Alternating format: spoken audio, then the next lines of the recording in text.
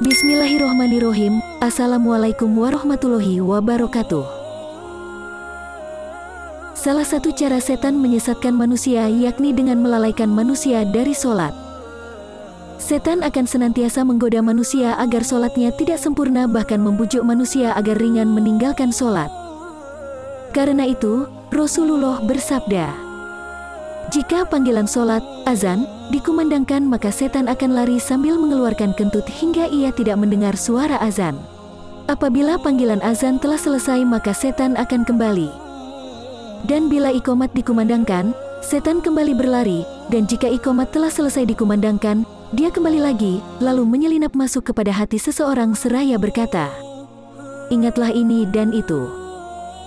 Dan terus saja dia melakukan godaan ini hingga seseorang tidak menyadari berapa rakaat yang sudah dia laksanakan dalam sholatnya. Hadis riwayat Bukhari.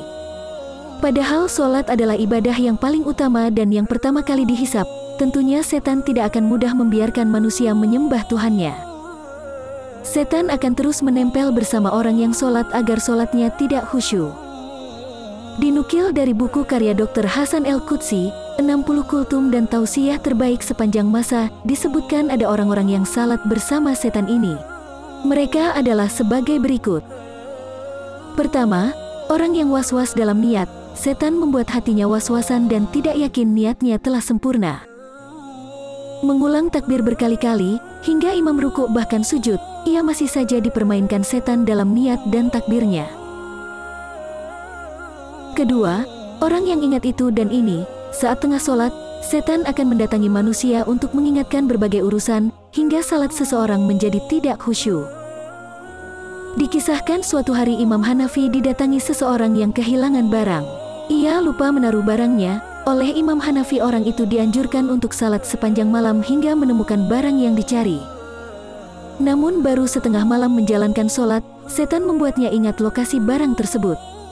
Ketika ditanya mengenai hal tersebut, Imam Hanafi menerangkan bahwa setan tidak akan senang apabila seorang hamba khusyuk dalam sholatnya, sehingga setan akan membuatnya mengingat apa yang ia lupakan saat sholat. Ketiga, orang yang merasa ragu buang angin. Perasaan ragu buang angin atau tidak, adalah sebuah gangguan yang setan hembuskan untuk mengacaukan salat seseorang.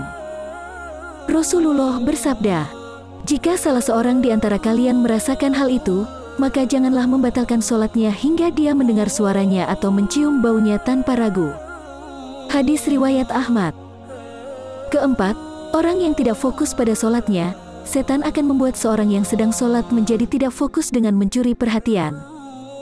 Menjadikan orang yang sedang sholat menengok ke sana kemari, membaca tulisan di depannya atau teralihkan oleh dering telepon genggamnya.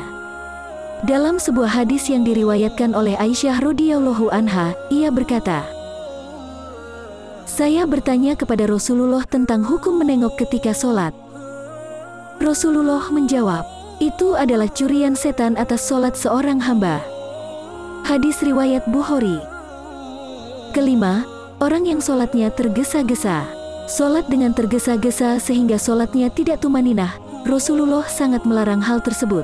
Dalam sebuah hadis Rasulullah bersabda, sejahat-jahat pencuri adalah yang mencuri dari sholatnya. Para sahabat bertanya, wahai Rasulullah, bagaimana mencuri dari sholat? Rasulullah berkata, dia tidak sempurnakan ruku dan sujudnya. Hadis riwayat Ahmad. Dalam hal ini Rasulullah menganggap perbuatan mencuri dalam sholat lebih buruk daripada mencuri harta. Keenam, wanita yang sholat ke masjid menggunakan wangi-wangian. Menggunakan wangi-wangian saat ke masjid adalah salah satu perbuatan yang Rasulullah larang.